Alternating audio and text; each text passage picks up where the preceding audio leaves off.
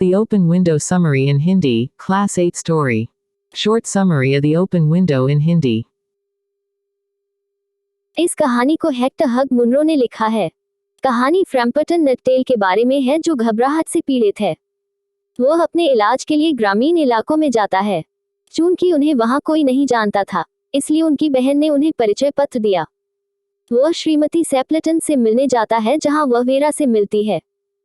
Vera उसे एक दुखद घटना के बारे में बताती है जिसमें श्रीमती सेपल्टन ने अपने पति और अपने 2 भाइयों को खो दिया था। वह उसे यह भी बताती है कि उसकी चाची को अब भी उम्मीद है कि वे वापस आएंगे और इसलिए खिड़की को खुला रखते हैं। श्रीमती सेपल्टन ने उन्हें यह भी बताया कि वह उनके लौटने का इंतजार कर रही है। अचानक उसने खिड़की से 3 आकृतियां देखी। वह सोचता है कि वे भूत हैं और वहां से भाग जाते हैं। वेरा सबको बताती है कि वह कुत्तों के डर से बहुत दूर चली गई थी। द ओपन विंडो समरी इन हिंदी। कहानी में फ्रैम्पटन नटटेल जो घबराहट से पीड़ित है, अपने इलाज के लिए एक शांत और शांत जगह पर जाता है। वह वहां एक पारिवारिक मित्र को बुलाता है। उसकी मुलाकात 15 साल की लड़की वेरा से होती है। वह बहुत शांत और आत्मविश्वासी लड़की है। वह फ्रैम्पटन को बताती है कि उसकी चाची श्रीमती सेपलेटन जल्द ही नीचे आएगी। वह उसके साथ अपनी बहन द्वारा दिए गए परिचय पत्र के साथ था। उनकी बहन ने उन्हें बताया कि देहात क्षेत्र में वे कुछ ही लोगों से मिलेंगे। अगर वह दुखी महसूस करता है तो उसकी हालत बिगड़ सकती है। वेरा ने उससे पूछा कि क्या वह वहां कई लोगों को जानता है। उसने उसे जवाब दिया कि वह यहाँ किसी को नहीं जानता है।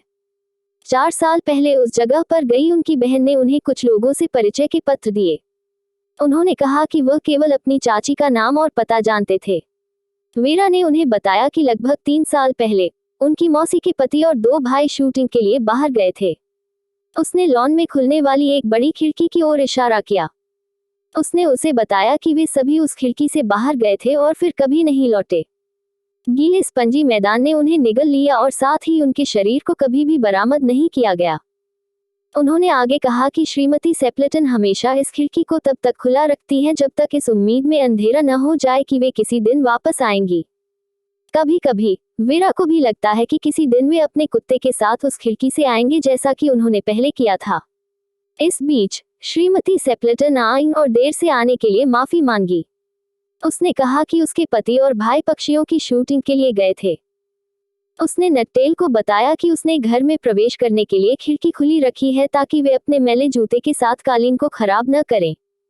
नटटेल ने विषय को बदलने की कोशिश की लेकिन वह शूटिंग और पक्षियों की कमी के बारे में बात करती रही। उसने महसूस किया कि उसकी आंखें खिड़की और लॉन के लिए निर्देशित थीं और केवल उस पर थोड़ा ध्यान दे रही थी। अचानक उसने खिड़की की ओर देखा और रोया कि वे चाय के लिए समय पर थे। फ्रैम्पटन डर के मारे कांप गया और सहानुभूति व्यक्त करने के लिए वेरा की ओर बढ़ गया। लेकिन वह अपनी आंखों में डरावनी खिड़की से देख रही थी। वह अपनी कुर्सी पर झूल गया और खिड़की की ओर देखा। उसने 3 आकृतियां देखी जो कि लॉन में चलती हुई तोपों की तरफ खिड़की की ओर जा रही थी। भूरे रंग का एक कुत्ता उनके साथ था। नटटेल जल्दबाजी में वहां से निकल आया। वह आदमी खिड़की से अंदर आया और श्रीमती सेपलेटन से पूछा जो घर से बाहर चली गई थी। उसने कहा कि वह नटटेल था जिसने अपनी बीमारी के बारे में बात की थी। वह ऐसे भागा जैसे उसने कुछ भूतों को देखा हो। हालांकि वेरा ने कहा कि वह कुत्तों से डरते थे क्योंकि एक बार कुत्तों के एक समूह ने उन्हें एक कब्रिस्तान में पीछा किया था। उसने एक रात एक नई खोदी गई कब्र में और उसके चारों ओर उगने वाले कुत्तों को बिताया।